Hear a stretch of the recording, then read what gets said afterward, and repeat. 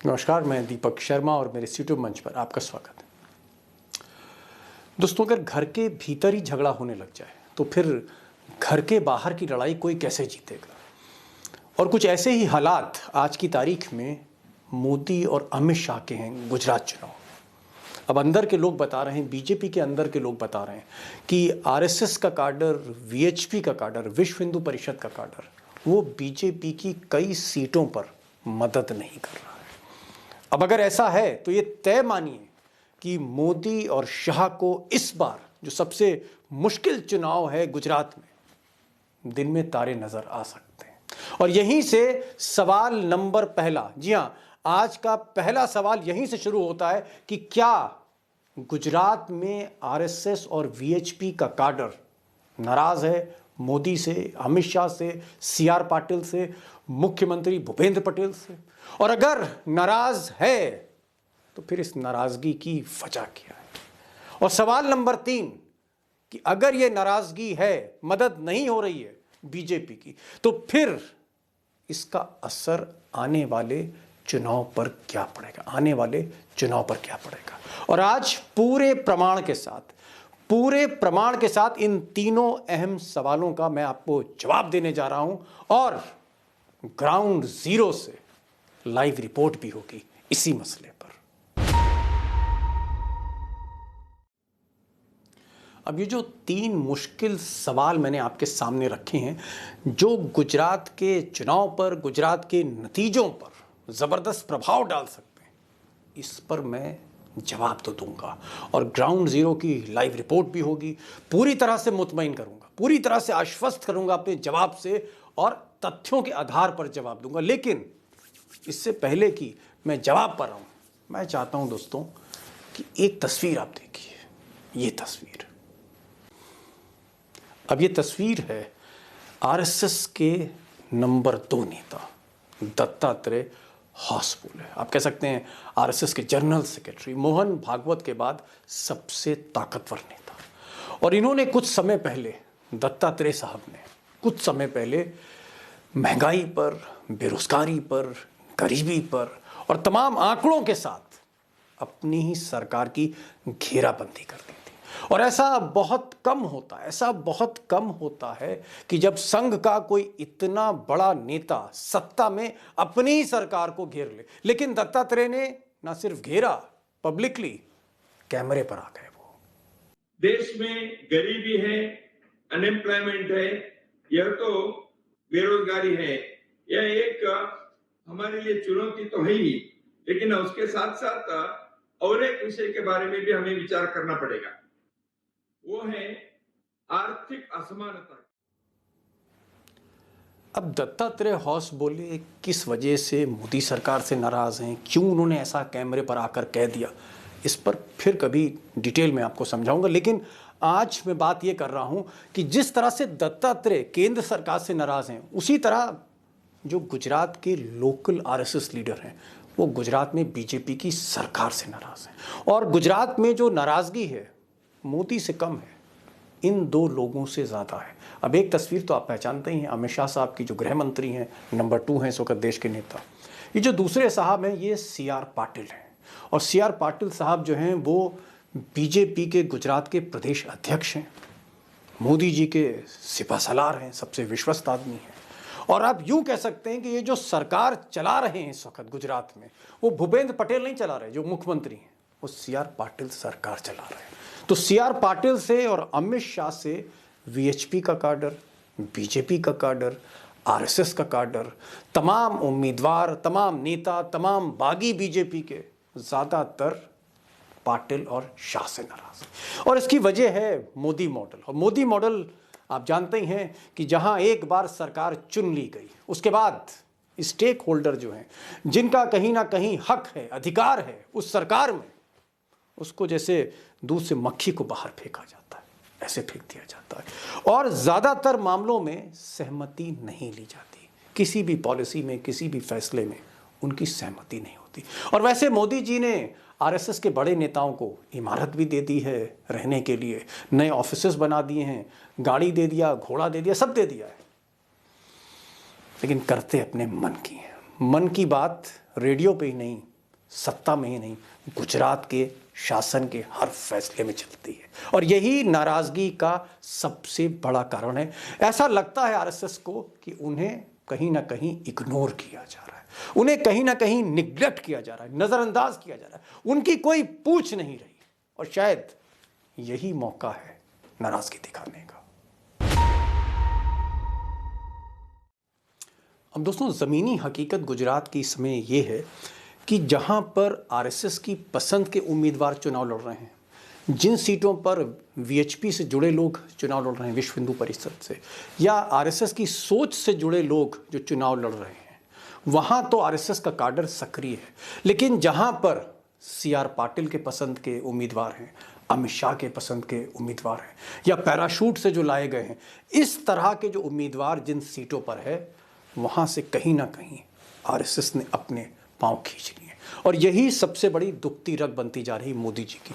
अब लोग कह रहे हैं कि ये जो सेकंड फेज का जो अंतिम आखिरी जो पोलिंग है, वोटिंग है 93 सीट्स पर, वहां पर बीजेपी कोशिश कर रही है कि किसी तरह से हाथ पैर जोड़कर इस आरएसएस के काडर को लाया जाए। वरना ये जो 93 सीट्स हैं, इसमें अगर आप अहमदाबाद की सीटें 20-21, बड़ौदा की सीटें और गांधीनगर की सीटें, यानी कुल मिलाकर 30-40 सीटें अगर आप छोड़ दीजिए तो 45-46 सीटों पर बीजेपी की हालत बहुत अच्छी नहीं है, क्योंकि काडर मदद नहीं कर रहा।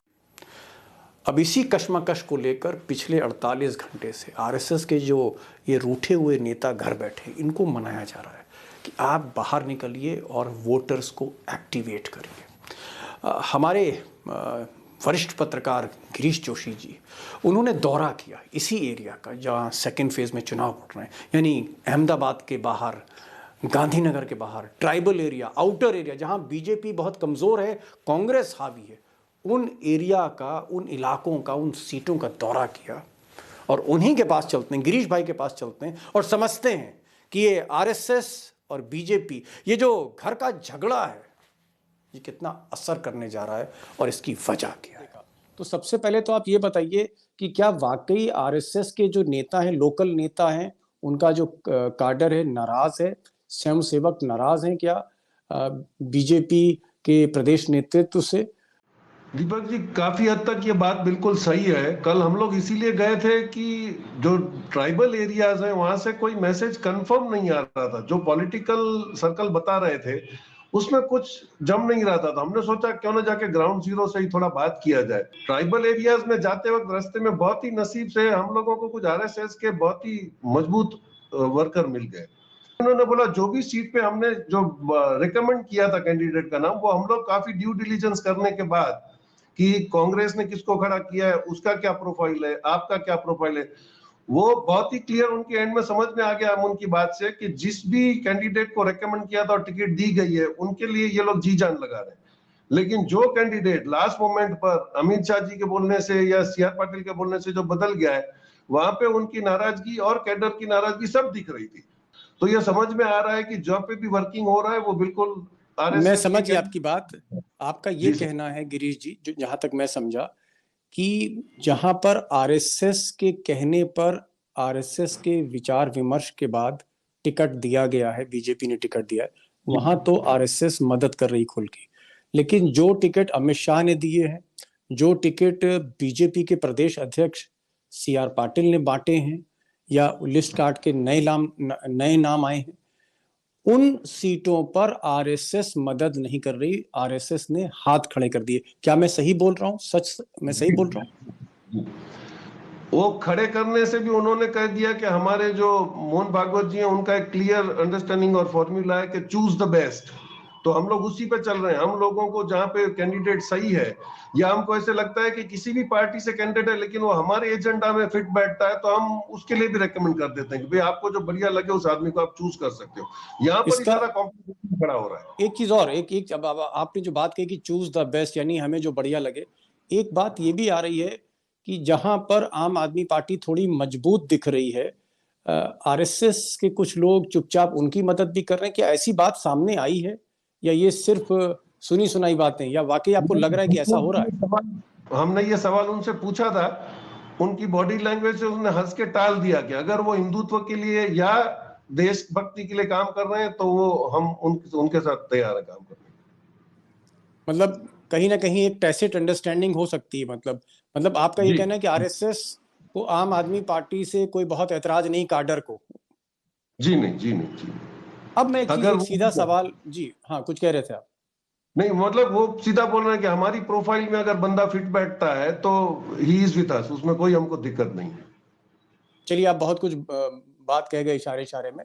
अब एक चीज और मुझे समझा दीजिए, स्टेट के लीडरशिप से जो नाराजगी है आरएसएस की गुजरात में, उसकी दो तीन कारण क्या है वो बता दीजिए। इसका पहला बेसिक तो रीजन यही है कि जो भी कैंडिडेट्स के नाम गए थे पीएमओ में और आरएसएस कैडर से गए थे, वो मतलब that was always decided, finally होता था, क्योंकि वो काफी ड्यू डिलीजेंस से होता था। लोग ऐसा कह रहे हैं कि आरएसएस को जैसे दूध की मक्खी से बाहर कर दिया जाता है, मक्खी को दूध से बाहर कर दिया जाता है, फेंक दिया जाता है, इस तरह से आरएसएस के साथ बर्ताव किया है जो नई लीडरशिप है स्टेट की। ये बात कितनी सही है? नहीं, वो इसी बात का तो उन्होंने जवाब दिया कि हम लोग बहुत ही माइल्ड तरीके से बिहेव करते हैं, हम रिवेंज नहीं लेते हैं। तो वो उन्होंने इशारे में बताया कि रिवेंज नहीं करते, लेकिन आरएसएस को जितना अंडर एस्टिमेट कर रहे थे जो आरएसएस को नहीं जानते हैं, तो ये दो लोगों को ये समझना पड़ेगा कि आरएसएस की मदद के बगैर तो बीजेपी कुछ नहीं कर सकती, और ये शायद इस वक्त ये रियलाइज की कराया जाएगा इनको। नहीं तो आरएसएस सबक क्यों सिखाना चाहती है सीआर पाटिल या अमित शाह को, या बाकी जो नेता हैं आपके गुजरात के बीजेपी के? नहीं, उन्होंने वही बताया ना कि उनका फ्रेमवर्क बहुत फिट होता है। फ्रेमवर्क से बाहर अगर कोई भी निकला है, वो हमने जिन्ना की मजार पे जाके एलके अडवाणी का फ्यूचर देखा है, तो ये इनकी फ्रेमवर्क से बाहर किसी को जाने नहीं देते हैं, और इनके पास कैडर की कोई कमी नहीं है, इनके पास बहुत ही डेडिकेटेड वर्कर्स भी है। बीजेपी के जो बड़े नेता हैं अहमदाबाद में, वो कोशिश कर रहे हैं कि भाई अब ये तो कयामत की रात है, किसी तरह से आरएसएस के लोगों को समझाओ, इनके साथ बैठक करो, इनको मान मनौवल करो इनके साथ। क्या इस तरह के प्रयास हो रहे हैं बीजेपी की लीडरशिप से आरएसएस को मनाने के लिए? आरएसएस को अब इन्वॉल्व करना पड़ा है अरबुदा सेना को कन्विंस करने के लिए, वहां भी मीटिंगें चल रही हैं, और जैसे इन लोगों ने पहले ही बता दिया था कि जो भी सीट्स दी गई हैं उन पे तो वो वर्किंग कर ही रहे हैं, और जो जहां पर भी लग रहा है कि आम आदमी ज्यादा एक्टिव हो गया या वो उनके चॉइस का कैंडिडेट नहीं है, तो उस तरफ उन्होंने सीटें बदली हैं। और जब हमने उसको सवाल पूछा कि तो क्या मोदी जी को अपना पूरा कैंपेन हाथ में क्यों लेना पड़ा, तो उन्होंने वही बोला कि डैमेज कंट्रोल के लिए आज भी अगर ग्राउंड पे आप दोगे तो सिर्फ वोट अगर मिल सकते हैं तो मोदी जी के नाम से मिल सकते हैं लोगों को। तो गिरीश जी की एक बात तो हमें माननी पड़ेगी कि कहीं ना कहीं आरएसएस का काडर कई सीटों पर रूठ कर बैठा हुआ है, और बीजेपी के जो बड़े नेता हैं, लीडरशिप है, वो परेशान है। मान मनोवल की कोशिशें हो रही हैं, उनको मनाया जा रहा है, युद्ध स्तर पर, वॉर फुटिंग पर उनको मनाने की कोशिशें मोदी जी के कहने पर अमित शाह, सीआर पाटिल और मुख्यमंत्री भूपेंद्र पटेल कर रहे हैं। लेकिन यहाँ पर दोस्तों एक बात मैं आपके आगे रखना चाहता हूँ, आपके सामने रखना चाहता हूँ कि जिस तरह मोदी जी चुनाव में वादे करते हैं जनता के साथ, वोटर के साथ, उसी तरह से वो वादे करते हैं और सब्ज़बाग दिखाते हैं अपने ही कार्यकर्ता को, अपने ही आरएसएस के काडर को, स्वयंसेवक को, अपने ही विश्व हिंदू परिषद के लोगों को, नेताओं को। और शायद यही एक वजह है कि इस बार काडर भी सुन नहीं रहा है। बहरहाल दोस्तों, अब इंतज़ार की घड़ियां धीरे धीरे ख़त्म हो रही हैं, और जल्द ही एक दो दिन के बाद मशीनें खुलेंगी, नतीजा सामने आएगा कि मोदी जी की जीत होती है, और जीत होती तो कितनी बड़ी जीत होती, या मोदी जी कहीं झटका खा जाते हैं। मैंने पहले भी कहा कि मैं एस्ट्रोलॉजी में बिलीव नहीं करता, मैं न्यूमरोलॉजी में बिलीव नहीं करता, मैं नंबर गेम नहीं खेलता हूँ, खासकर चुनाव के दौरान। और इसलिए मैं ये नहीं आपको बता सकता, मेरे पास बहुत से सवाल आते हैं कि कौन जीत रहा है, कितनी सीटें मिल रही हैं। मुझे लगता है कि हमको ये बताना है एक पत्रकार के तौर पे कि गलतियाँ कहाँ कहाँ हो रही, झूठ कहाँ कहाँ बोला गया, झूठे वायदे कहाँ कहाँ किए गए, और किस तरह से पर्दे डाले जा रहे हैं, चाहे गोदी मीडिया डल रही हो, कहाँ पर इलेक्शन कमीशन कमज़ोर है, कहाँ पर मशीनों पे सवाल उठाए जा रहे हैं, और कहाँ पर पुलिस की मिली भगत है, या कहाँ पर कॉरपोरेट पैसे की थैली खोल रहा है। ये सवाल उठाने की ज़्यादा ज़रूरत है इलेक्शन में।